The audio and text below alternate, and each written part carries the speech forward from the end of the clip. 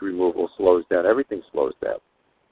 And then you get the aging signs, the sagging of the skin, the puffiness, dehydration effects, chronic fatigue, low energy, the mind doesn't work, and then you start to feel old. You start to think old. You start to go within. You start not to think about going out in the external world because the feedback loop is starting to go the other way. So you go internal inside yourself, literally go inside. You start searching internally for answers. You start thinking about more metaphysical concepts, more spiritual concepts, more about saving the world or helping out your family. You start sacrificing your life for other things out of yourself, fundamentally because you understand that there's something ebbing out of you and that there's a transition taking place. And then rarely what happens is you get to a point like you have a certain level of wisdom, but then your body's not working. So there's this great dichotomy between some people have a youthful mind, but they have a decayed body, so there's a lot of psychic and emotional pain. That, I believe, is the disease of man. We never are able to implement the wisdom in order to evolve beyond the level we're at. And so we look at our kids, and the kids are making the same mistakes that we made, and we're powerless to do anything because they have to go through the same learning curve that we went through. So I said, when I was probably about 18, I said, there's something wrong with this scenario, and I started beginning to focus on anti-aging and age reversal when I was 18 years old, even though I didn't need it at that time. But ironically, I had my own health problems. I was tired. I couldn't sleep. There were all these problems going on in my life, so I was never really in optimal condition, and I knew there was something wrong. And then, my parents were involved in Shackley's, one of the early supplement companies, and and you just pound all these supplements in your body, and people say, oh, they're going to add energy into your life, and they never really did work. I'm not saying they didn't work, but they never really worked at a level where I felt like I needed to keep using this stuff. And what invariably happened was I had a closet full of supplements that were half open and half used that I kept, accumulating over the years. I kept hoarding them because I always thought, well, it's the next supplement's got to be an answer. And so I accumulated all these supplements over the years, and then basically, after a while, I realized supplements are not the answer. There's got to be something more. And what is it? And it goes back down to energy. And so, after a while, I said, well, there's got to be a way of adding energy back into the body without the expense of consuming food through the digestion process. There's got to be a way to amplify everything that you take into your body, whether it's water, whether it's food. There's got to be a way of creating an energy surplus where the body's actually storing energy and using more than it's losing. And so when I started playing around with the Dotto ring a few years back, I had these interesting effects where I had the machine on, and I felt really good. And over time, I started feeling really good. I started thinking more open-ended. I started seeing life as full of possibilities. But the one thing and I didn't understand what was really happening at the time, and it wasn't until I found the Bill Kirkland's bioetheric machines that I said, aha, it's an energy accumulation effect. And so now with the bioresonance technologies, I see a tremendous amount of energy accumulation simply because the machines are on around the clock. And then you consume the water, you bathe in it, maybe you do enemas with it, colonics, you charge the food, and then there's this massive restructuring taking place within the body. And the first thing is I want to stay out all the time. I don't want to stay in my house. I want to be out amongst other people. I want to be talking to people. I'm become a social animal much more than I was before. I don't think like an old person anymore. Not that I ever did, but I don't think about it at all. I don't think anything. I just kind of go and do.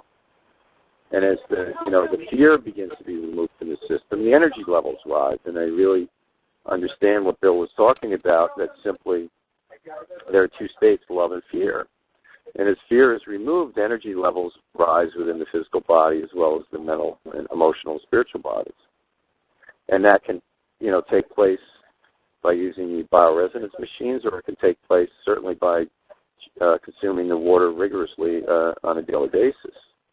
Now, I found that most people do not understand the principle of work, so they do not follow through with the protocols of the water. or the bioresidents, they don't have to, simply because they're moving into uncharted territory and they don't know what to expect.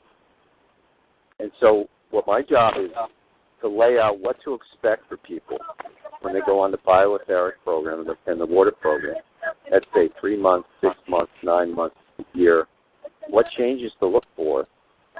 And then as they calm down and just allow the process to take root, their life begins to transform simply because their energy is rising in their body. And then they start thinking smarter. They start making more intuitive decisions. You don't need a life coach. What you need is energy. You have all the knowledge you ever need to accomplish the things you want in your life. What you're lacking is energy, and that's simply it. And so negative frames of reference are just simply low energy states. So if you're caught in, if you have a tendency to get paranoid or scared or afraid of things, that's simply just a sign of a low energy state. That's all it is.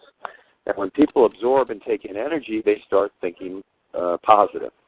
But it's not an effort. It's not a struggle. It's simply a natural byproduct of high energy states.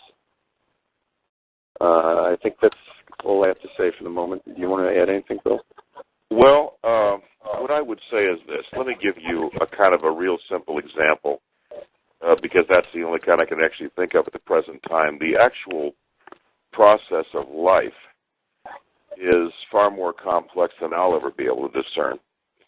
But what, of course, it is it's made up of atoms, which are made up of subatomic particles, and they get smaller and smaller, and each one of these tiny, tiny things are made up of little energy swirls. And the energy swirls, as they've been determined now, as of now, probably are made up of these things that I've talked about before called tachyons. So the best way I could explain this is to say that each one of these things is an energy vortex. Now, if any of you have seen, let's say, for instance, a little vortex produced by water in a stream. It goes around a rock, it produces a vortex, and then the vortex dissipates as it goes down the stream, and finally ceases to exist.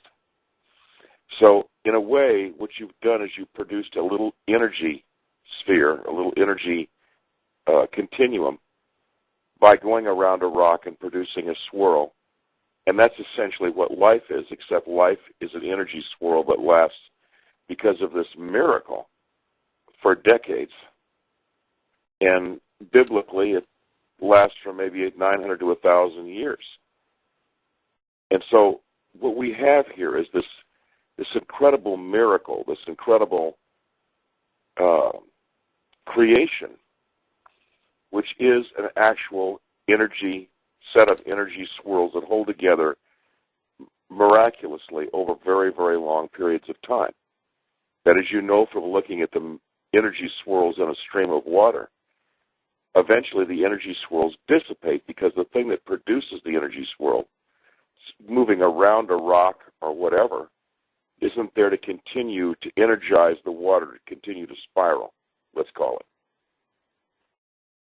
So that initial explosion of life that Kevin was talking about, once it occurs, then dissipates over a period of time.